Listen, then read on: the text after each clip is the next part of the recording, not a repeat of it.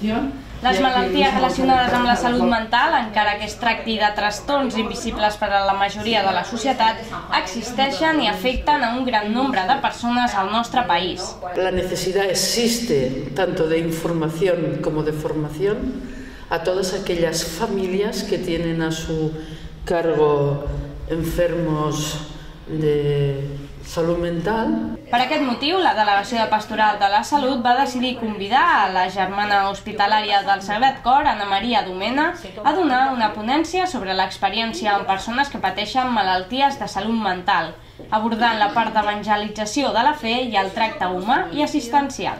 Será sobre ese tema, ¿no? Sobre cómo se vive, ¿no? Todo lo que tiene que ver con la fe dentro de personas que están castigadas por una enfermedad que anula y una enfermedad que al mismo tiempo tiene una exclusión social muy importante. La xerrada es va dividir en 3 punts, una reflexió sobre el món de la malaltia psíquica, una altra sobre Jesús com a bon samarità i unes pinzellades sobre la pastoral psíquica.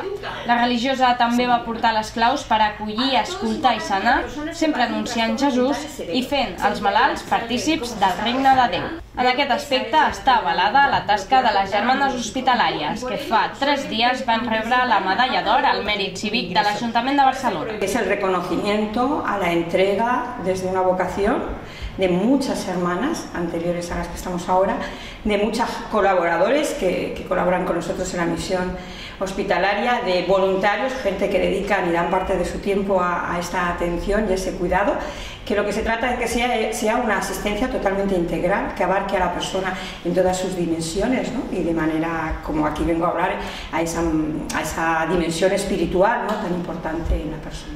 En tot cas, l'Església sempre ha d'estar al costat dels malalts. Hay que apoyar, hay que entenderlo y realmente ser como un apoyo total a lo que es la persona enferma y a la familia. I és que en ajuda, física o espiritual, tots hi sumem.